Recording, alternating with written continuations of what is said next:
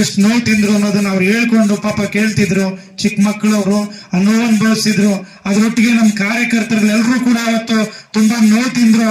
ಅದ್ರ ಒಟ್ಟಾಗಿ ಇವತ್ತು ನಮ್ಮ ತಾಲೂಕಿನಾದ್ಯಂತ ಎಲ್ಲ ತಾಯಂದರು ಕೂಡ ಕೇಳ್ತಿದ್ರು ಅಂತ ಹೇಳ್ತಿದ್ರು. ಬಂದು ತುಂಬಾ ಸಂತೋಷ ಆಗ್ತಾ ಇತ್ತು. ನಮ್ಮ ಹಳ್ಳಿಗಳ ಕಡೆ ಏನೋ ಒಂದು ತೊಂದರೆ ಆದಾಗ ಒಂದ್ ಮಾತು, ಹಳ್ಳಿ ಭಾಷೆನಲ್ಲಿ ಏನೋ ಒಂದು ಮಾತು ಬರುತ್ತೆ, ಅದಕ್ಕೆ ಅಪ್ಪ ಏನ್ ಮಾಡ್ಬಾರ್ದಂತದ್ ಮಾಡ್ದ, ಇಲ್ಲ ನಮ್ಮ ತಾಲೂಕಲ್ಲಿ ಏನಾದ್ರು ಇಲ್ಲಿಂದ ಲೂಟಿ ಮಾಡ್ಕೊಂಡು ಹೋದ್ನ, ಇಲ್ಲ ಏನಾದ್ರು ಕೊಲೆ ಮಾಡ್ದ್ನ, ಇಲ್ಲ ಏನಾದ್ರು ಅಪ್ಪನ್ ನಾವ್ ಇಲ್ಲಿಂದ ಏನೋ ಓಡಿಸ್ ಕಳ್ಸಿದ್ವಾ, ಏನೂ ಇಲ್ಲ ಅಂತದನ್ನ ಇಲ್ಲ ಸಲ್ಲದನ್ನ ಹೇಳಿ ಹೇಳಿ ಹೇಳಿ ಹೇಳಿ ಅಪ್ಪನ್ನ ಪಾಪ ಅವ್ರ ಕುಟುಂಬನ ಎಲ್ಲ ನಮ್ಮ ಕಾರ್ಯಕರ್ತರ ಮಾನ ಮರ್ಯಾದೆ ಕಳೆದು ಬಿಟ್ರಲ್ಲ, ಷಡ್ಯಂತ್ರ ಓಡಿ ಅಂತ ಹೇಳ್ಬಿಟ್ಟು ತುಂಬಾ ನೋವು ತಿಂದ್ರು. ಹೆಣ್ಣು ನನ್ನ ಮಗಳಿಗೆ ಏನ್ ಗೌರವ ಕೊಡ್ತೀನಿ, ಯಾವುದೇ ಒಂದು ಹೆಣ್ಣಿರ್ಲಿ ಅವ್ರು ನನ್ನ ಅಕ್ಕ ತಂಗಿರ್ ಸಮಾನ ನೋಡಿದ್ದೀನಿ, ಮುಂದೆನೂ ಕೂಡ ನೋಡ್ತೀನಿ ಅನ್ನೋ ಮಾತನ್ನು ಹೇಳ್ತಿದ್ದೀನಿ. ಅದೇ ಸಂದರ್ಭದಲ್ಲಿ ಅವ್ರಿಗೇನಾದ್ರು ನೋವಾಗಿದ್ರೆ ಕ್ಷಮೆ ಇರ್ಲಿ ಅನ್ನೋ ಮಾತನ್ನು ಕೇಳಿದ್ದೀನಿ.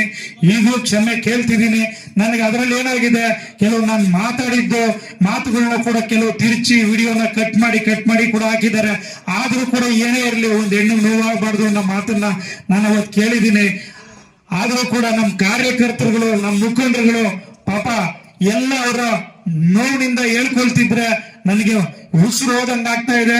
ಆದ್ರೂ ಕೂಡ ನನ್ನಿಂದ ನಿಮ್ಗೆಲ್ಲ ಏನಾದ್ರು ನೋವಾಗಿದ್ರೆ ಮೊದಲನೇದಾಗಿ ನಮ್ಮೆಲ್ಲ ಕಾರ್ಯಕರ್ತರ ಮುಖಂಡರುಗಳಿಗೆ ನನಗೆ ಕ್ಷಮೆ ಕೇಳೋದಕ್ಕೆ ಇಷ್ಟಪಡ್ತೀನಿ.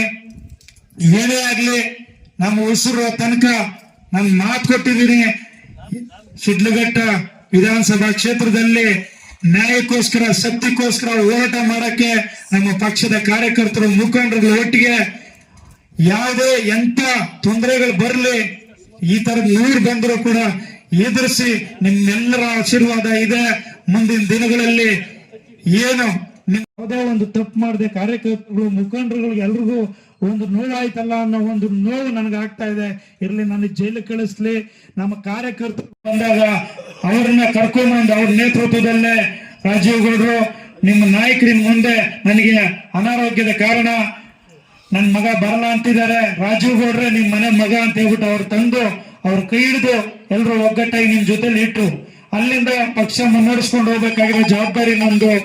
ಹಂಗಾಗಿ ನನ್ನ ಪಕ್ಷಕ್ಕೆ ಏನಾದ್ರು ತೊಂದರೆ ಆಯ್ತು, ನೀವು 40 ವರ್ಷಗಳ ಕಾಲ ನಾನು ಏನು ತಂದು ಇಲ್ಲಿ ಯಾವುದು ಕೂಡ ಅನುದಾನ ತಂದು ಯಾವ್ದು ಕಮಿಷನ್ ತಗೊಂಡು ದುಡ್ಡು ಮಾಡ್ಲಿಲ್ಲ, ಇಲ್ಲ ಯಾವ್ದು ಅದನ್ನ ನಾನು ಆ ಕಮಿಷನ್ ದುಡ್ಡಲ್ಲಿ ಹಗರಣ ಮಾಡಿ ಜೈಲಿಗೆ ಹೋಗ್ಲಿಲ್ಲ, ಇವತ್ತು ಯಾವ್ದೋ ಒಂದು ಕೊಲೆ ಮಾಡಿ ಜೈಲಿಗೆ ಹೋಗ್ಲಿಲ್ಲ.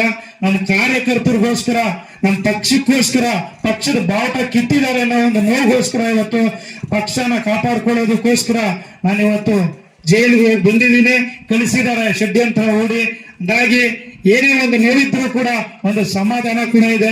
ಆ ದೊಡ್ಡ ಸಮಾಧಾನ ಏನು ಅಂತಂದ್ರೆ ನೀವೆಲ್ಲರೂ ಕೂಡ ಇವತ್ತು ಹೇಳ್ತಿದ್ದೀರಿ, ನೀವು ಮಾಡೋ ತಪ್ಪಲ್ಲ, ಪಕ್ಷಕ್ಕಾಗಿ ಇವತ್ತು ಕಾರಣಾಂತರಗಳಿಂದ ನಿಂತಿದ್ದೀರಿ. ಏನೇ ಒಂದು ತಪ್ಪಾಗಿದ್ರು ಕೂಡ ನಾವೆಲ್ಲರೂ ನಿಮ್ಮೊಟ್ಟಿಗೆ ಇದ್ದೀವಿ ಅನ್ನೋ ಮಾತನ್ನ ಹೇಳ್ತಾ ಇದ್ದೀರಿ.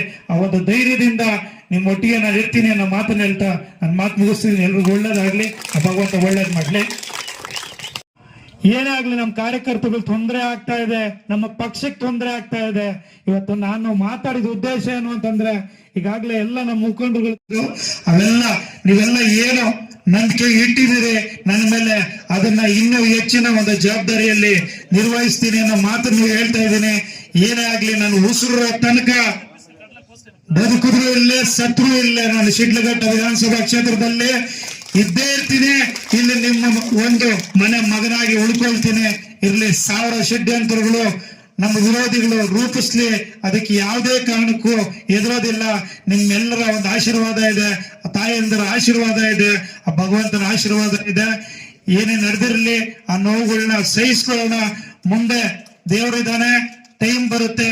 ಟೈಮ್ ಬಂದಾಗ ನೀವು ಕಾರ್ಯಕರ್ತರು, ಮುಖಂಡರುಗಳಿದ್ದೀರಿ, ನೀವು ತೀರ್ಮಾನ ಮಾಡ್ತೀರಿ.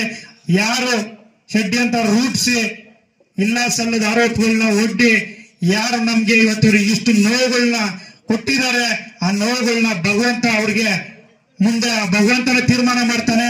ನಮ್ಮ ಮುಖಂಡರು, ಕಾರ್ಯಕರ್ತರ ತೀರ್ಮಾನ ನೀವು ಮಾಡ್ತೀರಿ.